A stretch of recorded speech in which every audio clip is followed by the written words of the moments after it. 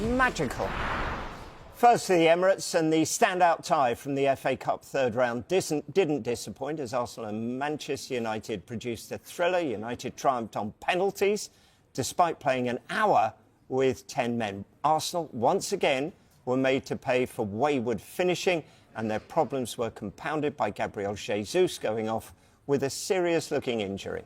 We managed to score, and then I felt that in that moment we were able to improve with the ball, but with the sent-off was really hard on us. And then we suffered altogether, defending very well with some opportunities from Arsenal. The players were really tired, but I felt since the first minute that today was our day.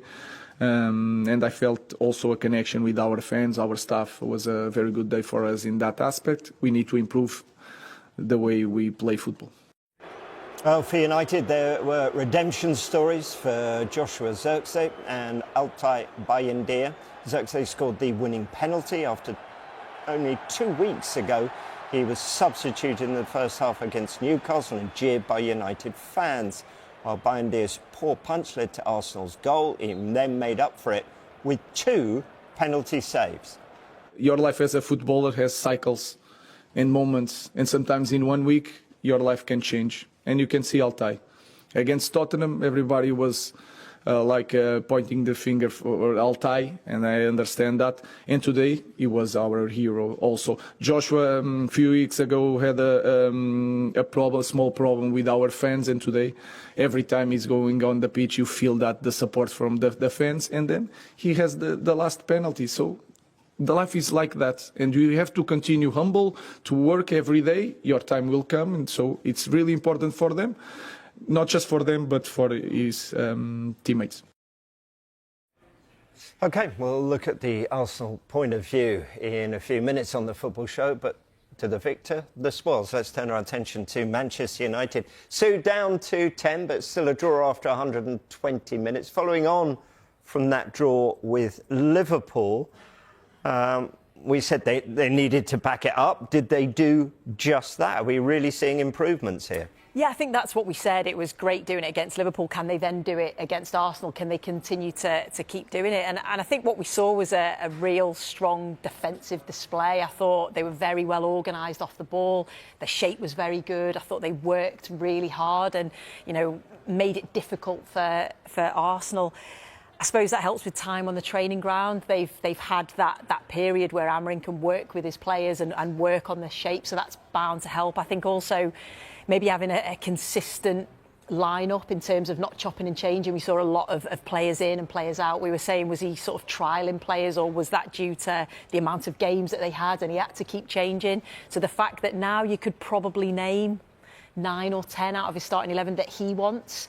I'm not saying that's going to be his starting 11 moving forward. I think he certainly will bring in players that he wants to fit into that system. But at the moment, the players that he feels are right at this moment in time, you could probably say. So I think that helps with connections then, doesn't it? So, yeah, I think you've got to praise how strong they were defensively. I think the thing is now moving forward, I think they're playing Southampton next. What are they going to be like in an attacking sense? So if they've got to then take the game to teams, how are they going to be then? I suppose that's the next question. But from a defensive perspective, and obviously the result, the fact that they're into the next round, I think it's certainly positives to take. Yeah. Let's talk about Altay Bayındır, shall we? And his post-match interview would have been music to Amorim's ears, because effectively what he was saying is, yeah, I don't play very much, but this is Manchester United. You have to be ready when you're called upon. He made that key penalty save in normal time. Considering how little he has played, how impressed was he?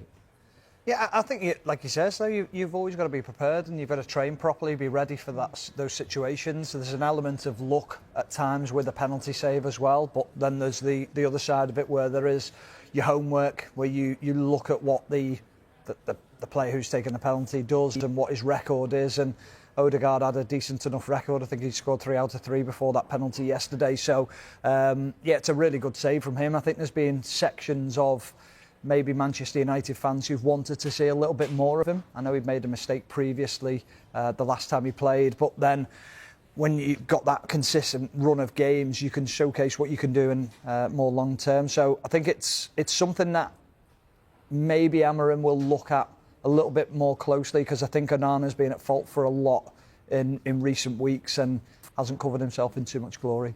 Yeah. What about Joshua Zirkzee?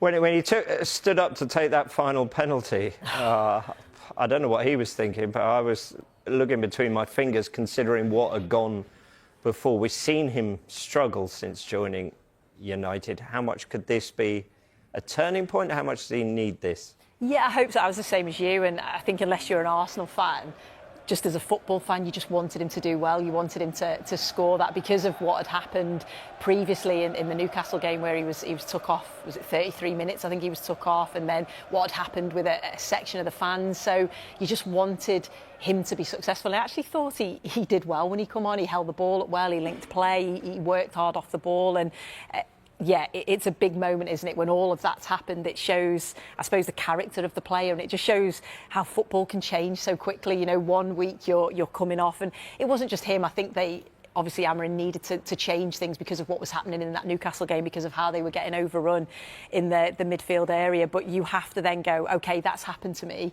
How do I respond from that? And, you know, he certainly responded in the right way. Now he's the hero, isn't he, scoring the winning penalty? Stephen, you said for so long that United lacked an identity. When Ten Hag you were saying, I really don't know what this is. Are we starting to see that? And if so, what are we seeing that indicates that? Yeah, I think we are seeing a little bit of an identity. I don't still think it's one that Manchester United fan. I know a lot of Manchester United fans have been buoyed by the last couple of results, and the result against Liverpool and the result yesterday. Sue touched on it earlier. I spoke about this the other day, about the system and how difficult it is to play in. I think the players are starting to adapt to that system, but more so in a defensive way. When you try and flip that and then go to an attacking sense, it's very easy when you play three at the back and you play wing backs to drop back into a deep shape, and you can invite pressure onto you because it should be difficult to break that team down. And I think that's what we've seen in Manchester United, especially yesterday against Arsenal, when they do go down to 10 men and they find it difficult to get up the pitch.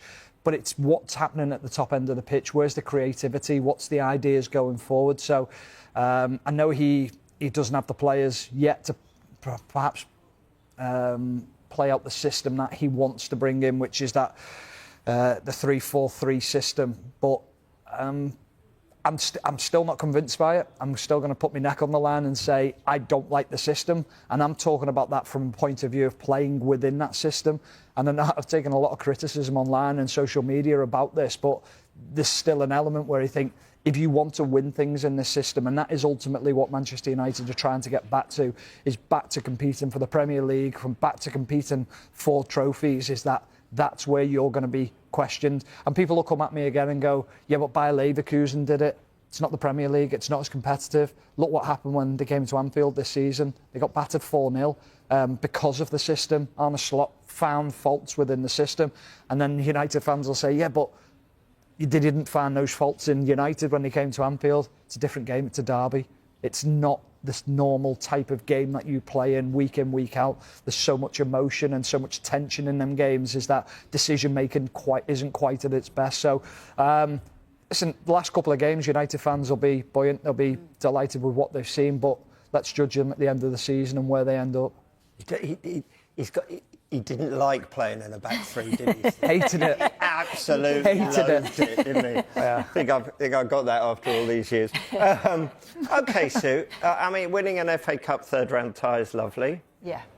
Getting a draw at Anfield, kind of OK. Yeah. But they are 13th in the table. They're closer to Ipswich in the bottom three than they are, points-wise, to Chelsea in the top four. Yeah. So what is success? What would be considered OK for Amorim between now and May? I suppose it's to see progression, isn't it? It's to see this team develop into the team that Manchester United fans want to see, something that they can maybe believe in and go, okay, this is how we're going to play, this is our identity, which is something that we said for a long period of time with Manchester United. We couldn't see how they were moving forward and what the identity was. You can straight away, you know exactly what they're trying to do. So I suppose to see progression in that, maybe the players that they bring in to fit into that system. And yeah, it's just building. So at the moment, we're seeing real solid defensive foundations. So they're building on that. Then it's, okay, what can we see from them in an attacking sense? Because at the moment, we are still seeing just those moments of brilliance, you know, the Bruno Fernandes finish, the breakaway, whether it's Ahmad or... So that's what we were saying previously. We were saying, well, they've got moments in an attacking sense, but can we see that consistently? So I think that's probably what Manchester United fans want to see. But I also want to praise, I think, Harry Maguire. I think he's done brilliant, you know, to come into that back three. I think it suits him really well. He loves it. He does. He does. He loves it, but you can tell, can't protected. you? Yeah, and his performances of Delict as well, that clearance. Absolutely, and that's what you're seeing. So you're seeing that. Let's see the attacking sense. So yeah, if they could go and be successful in a cup and just see the progression, I think Manchester United fans will see that as maybe a building season for next year. I think this is a really difficult question, though, in the fact of when you say what do Manchester United fans expect or what's acceptable, is all we keep on hearing is, and this is from United fans as well, we don't have the players to play the system. So if you don't have the players to play the system, where do you expect United to finish in the league? Then how do you expect to see United progressing as a team if they don't have the players to play within the system? It's very difficult, isn't it? And then you're going, well, we'll judge them next year when they bring the players in. That's when you effectively should be judging him, because it's very difficult to come in halfway through a season if he doesn't have the players to play the system that he wants to play. Now, if he comes in and says, I don't care about the players, it's just about improvements in the system and making sure things get better, they will start to climb the table, but he's going to get rid of quite a lot of these players, apparently. So I'm a little bit torn as to how you judge where they're at as a football club. Yeah. Effectively, you're saying, it doesn't matter what happens this year. It's all about next year. Then judge me next year when I get my signings in. But then there'll always be, but judge me in the next transfer window and the one after that, because I'm still adding to this. Yeah. And that's what people are always going to say. And the other thing is, do Manchester United then really invest in that system and bring players in to play in that system to then go, oh, actually, that hasn't worked? That's another concern, I suppose, for Manchester United, because we saw what happened with Ten Hag, where Ten Hag was going to go, and they then went, oh, no, we want you to stay. We'll give you all this money. So, again, he's brought in the players that he wants that now Amorim doesn't really want. So it's... Yeah. What I gathered from that is Stephen is arguing, bin off the back three and go back four. You're not playing anymore, is that? No, I'm okay. Yeah.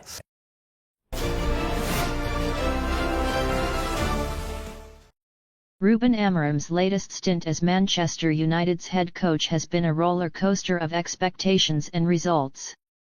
Since taking the helm, Amorim has introduced a new tactical vision, primarily employing a 3-4-3 formation, which is a significant shift from the previous setups used at the club. His approach focuses on high-energy pressing, dynamic build-up play, and effective transitions, aiming to revitalize Manchester United's style of play. Despite these efforts, the initial results have been less than stellar. The team has had a challenging start under Amorim, with statistics showing 5 losses in 8 Premier League games, positioning United in the bottom half of the table. This has led to criticisms from fans and pundits alike, with some calling his early tenure a fraud due to the lack of immediate improvement in team performance. The squad has struggled to adapt to the new system, particularly in terms of pressing and defensive solidity, with issues like conceding from set pieces becoming glaring problems. However, there are signs of potential growth. Amorim's influence has been evident in matches where United have shown resilience and spirit, particularly in high-pressure games like the draw against Liverpool. This match was a testament to the team's newfound tenacity, with players like Kobbie Mainoo and Manuel Ugarte bringing energy to the midfield, something that was notably absent in earlier defeats. Amorim has emphasized the importance of mentality, urging his squad to fight for every ball and maintain focus throughout matches, which suggests a cultural shift at the club. His public admissions, including calling his position embarrassing due to the number of losses, highlight his awareness of the situation and the urgent need for change. This candid approach might resonate with fans who appreciate transparency, even if the results haven't followed suit. Amorim's project seems to be one of patience and long-term growth rather than instant success. His tactical nuances require time to embed, and the squad composition doesn't perfectly align with his philosophy yet. Whether Amorim can turn Manchester United around will depend on several factors, including transfer market activity to acquire players suited to his system, the development of young talents, and the ability of the current squad to adapt and grow under his guidance. The journey is just beginning, and while the storm clouds of poor results hover, there are faint glimmers of what could be a new dawn for Manchester United under Amorim.